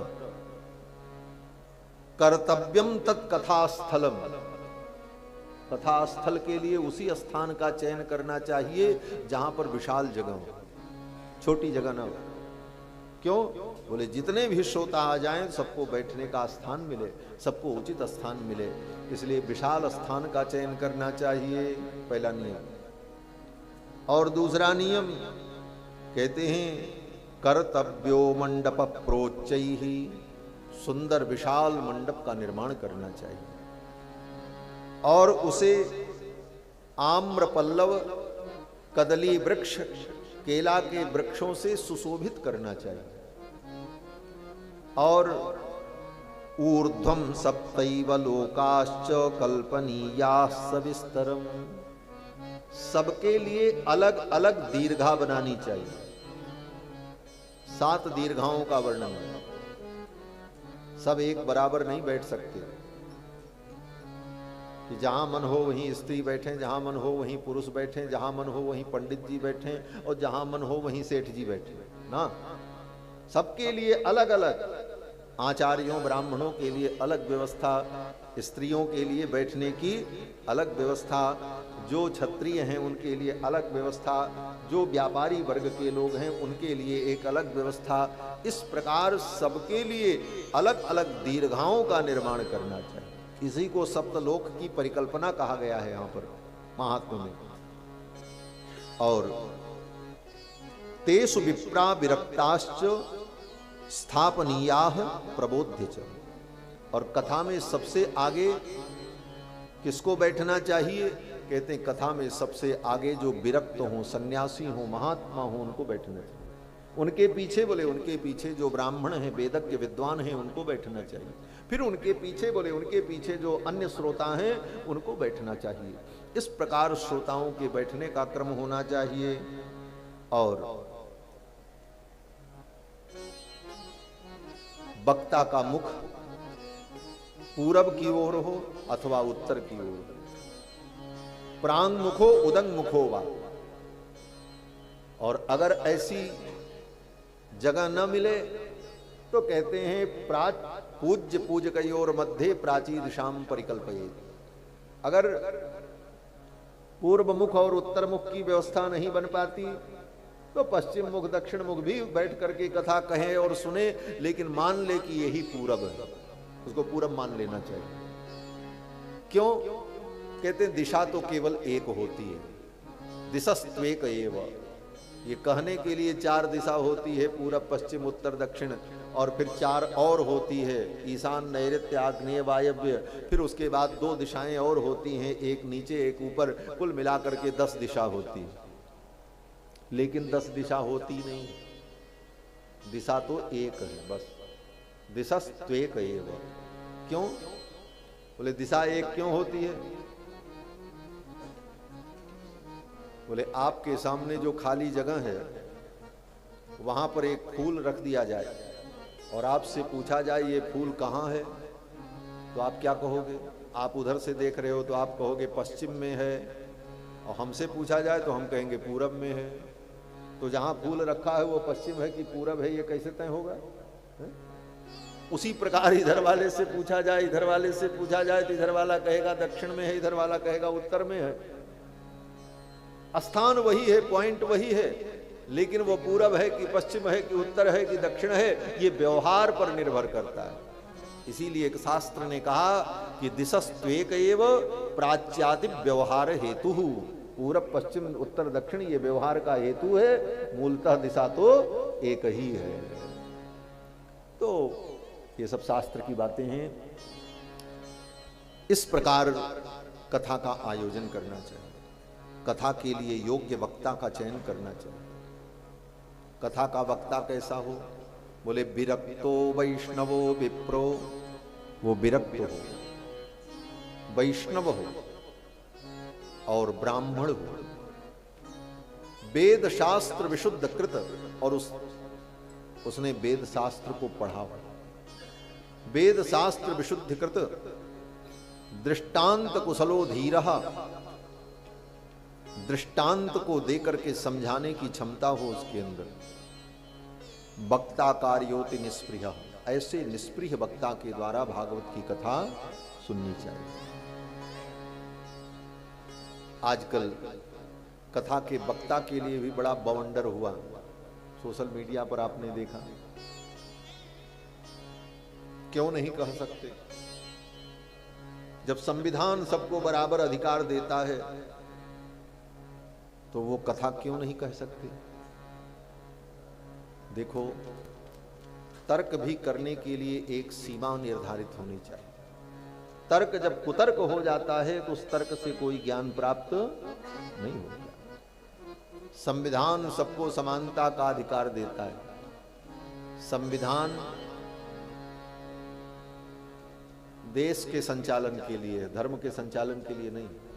धर्म का संविधान स्वतंत्र होता है, धर्म का संविधान शास्त्र है। धर्म तुम्हारे वो संविधान से नहीं चलेगा, संविधान से देश चलेगा, देश की शासन प्रणाली चलेगी, लेकिन धर्म की व्यवस्था तो धर्मशास्त्र के अनुसार चलती है। उसमें संविधान की दुहाई देने से काम नहीं चलेगा कि संविधान सबको समानता का अधिकार देता है। संविधान सबको समानता का अधिकार देता है, वो समानता तो हम भी मानते हैं, हमारे यहाँ भी समानता का अधिकार है। गीता में भगवान कहते हैं सुनि चैव सुपाके च पंडिता समदर्शिना। गधे के अंदर जो आत्मा है और कुत्ते के अंदर जो आत्मा है और एक ज्ञानी के अंदर जो आत्मा है और ब्रह्मा के अंदर जो आत्मा है, आत्म तत्व तो वही है। उस दृष्टि से हम समानता को मानते हैं, लेकिन व्यवहार वैसा नहीं होगा। जो आत्मा आत्मा की दृष्टि से वही आत्मा पत्नी के अंदर है, वही आत्मा मां के अंदर है। तो जो व्यवहार पत्नी के साथ होता है वो मां के साथ हो सकता है? संभव ही नहीं। वही आत्मा कुत्ते के अंदर है, तो क्या कुत्ते के साथ वही व्यवहार हम कर सकते हैं? व्यवहार जगत अलग है, परमार्थ जगत अलग है। हर व्यवहार जगत की बातों को परमार्थ जगत में पटक देना और परमार्थ जगत की बात को व्यवहार जगत से ला करके जोड़ करके देखना, इससे कभी कोई निर्णय नहीं निकल सकता। और ये तो धर्म की व्यवस्था शास्त्र के अनुसार चलती है। शास्त्र जो कहेगा वो धर्म है। लोगों ने तर्क दिया, ये भागवत की कथा भगवान कृष्ण की कथा है, भगवान कृष्ण यदुवंशी हैं, तो यदुवंशी कथा क्यों नहीं कह सकते? अब ये कोई तर्क है? अगर यदुवंश की कृष्ण भगवान की कथा है तो यदुवंशी क्यों नहीं कर सकते? तो पहले तो यही पूछो, फिर भगवान कृष्ण ने कथा क्यों नहीं की? कृष्ण के वंशजों ने क्यों नहीं किया? किसी ने नहीं किया। और तो और कृष्ण भगवान के सगे भाई कौन? बोले बलराम जी। कथा भागवत में बलराम जी जब आए नैमिषारण्य में तीर्थ यात्रा करते हुए, तो वहां देखा सूत जी कथा सुना रहे थे व्यासपीठ पर बैठ करके, तो सूत जी को बलराम जी ने मार डाला, सूत जी की हत्या कर दी बलराम जी ने। क्यों हत्या कर दी? भागवत पढ़ो। सूत जी को लगा कि इस व्यासपीठ पर ये सूत बैठ करके कथा कर रहे हैं, इस व्यासपीठ पर बैठ करके तो किसी विप्र को कथा सुनानी चाहिए। तो बलराम जी ने सूत जी का वध कर दिया। लेकिन ये जो वध था धोखे से हुआ। बलराम जी समझ नहीं पाए। बलराम जी ने समझा ये सूत हैं, जबकि सूत उनका नाम था, सूत उनकी संज्ञा थी, उनकी जाति नहीं थी। सूत एक जाति भी होती है जो रथकार होती है, जो रथ चलाती है। राजाओं के रथ को हाँकने वाले जो सारथी होते वो सूत होते, सूत मागध बंदी नाम। तो बलराम जी को लगा ये सूत हैं, जबकि सूत उनका नाम था, और बलराम जी ने इसी धोखे में उनको मार डाला। जब मार डाला तो सारे मुनि लोग हाय हाय करने लगे। सनकादि मुनियों ने कहा, सौनकादि मुनियों ने, अरे आपने अनर्थ कर दिया, इनको मार डाला, अब हम कथा किससे सुनेंगे? इतनी सुंदर कथा सुनाते थे। बलराम जी ने कहा हम तो इनको सूत समझ करके मारे। बोले नहीं, ये सूत नहीं है, इनका सूत नाम था। बोले अब हमको कथा कौन सुनाएगा? तब बलराम जी ने बड़ा पश्चाताप किया, और बलराम जी ने कहा बलराम जी भी तो साक्षात भगवान हैं, ईश्वर के अवतार हैं। बलराम जी ने कहा कोई बात नहीं, इनके जो पुत्र हैं उनके अंदर वो सारी शक्ति व्याप्त हो जाएगी, और अब वो व्यासपीठ पर बैठ करके कथा सुनाएंगे। तो सूत जी के पुत्र जो रोमहर्षण हैं, वही रोमहर्षण जी महाराज व्यास बन करके व्यासपीठ पर बैठे, और फिर उन्होंने 88,000 शौनकादि मुनियों को कथा सुनाई। और फिर बलराम जी ने कहा अब हम तीर्थ यात्रा में जाकर के इसका प्रायश्चित्त करेंगे। हमने व्यास जी को मार डाला, कथा सुनाने वाले को मार डाला, अब इसका तो हमको प्रायश्चित्त करना पड़ेगा। तो बलराम जी ने इसका प्रायश्चित्त किया जाकर। तो शास्त्र के अनुसार धर्म की एक व्यवस्था होती है, और धर्म शास्त्र के अनुसार चलता है। शास्त्र ही धर्म का संविधान है, और धर्म का ही संविधान नहीं माना जाए तो शास्त्र, वेद शास्त्र संपूर्ण ब्रह्मांड का शाश्वत संविधान है, जो परमात्मा के द्वारा निर्मित है। और इस व्यवस्था के अंतर्गत व्यासपीठ पर बैठकर इस कथा को सुनाने का जो अधिकार है वह विप्र को है, ब्राह्मण को। विरक्तो वैष्णवो विप्रो। और ब्राह्मण में भी केवल पुरुष को, स्त्री को नहीं। कोई ब्राह्मण की स्त्री हो, ब्राह्मणी हो, वो भी कथा नहीं सुना सकती। लेकिन आजकल तो देवियां भी, लीला है सब ठाकुर जी की।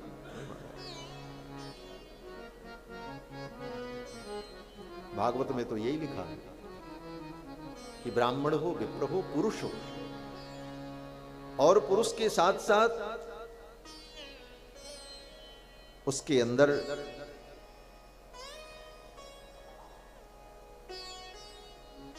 धर्म का आचरण हो, उसका स्वरूप जो हो वह स्वरूप भी शास्त्र सम्मत हो। अनेक धर्म विभ्रांता स्त्रैणा पाखंडवादिना। वेदव्यास जी कहते हैं कि अगर वो स्त्रैण है, भले वो ब्राह्मण हो, भले पुरुष हो, भले वेद शास्त्र को जानता हो, लेकिन अगर वो स्त्रैण है तो उससे भी कथा नहीं सुननी चाहिए। स्त्रैण का मतलब क्या होता है? बोले स्त्रैण का मतलब है तो पुरुष, लेकिन नारियों जैसा खूब सजे बजे और उसी प्रकार से चटक मटक से रहे, बोले उसको स्त्रैण पुरुष कहते हैं। आजकल ऐसे भी वक्ता दिखे जाते हैं, ये सब लिखा है भागवत। मैं अपने मन से कुछ नहीं कह रहा हूं। स्त्रैणाः पाखंडवादिनः। और जो पाखंडवादी हों ऐसे लोगों से भी कथा नहीं सुननी चाहिए। पाखंडवादी क्या है? बोले पाखंडवादी का मतलब जो धर्म का आचरण तो करता है, लेकिन इसलिए करता है कि लोग हमको धर्मात्मा समझें। धर्मात्मा दिखने के लिए जो धर्म करता है उसी को पाखंडी कहा जाता है। और ऐसे पाखंडी से भी कथा नहीं सुननी चाहिए, स्त्रैण से कथा नहीं सुननी चाहिए।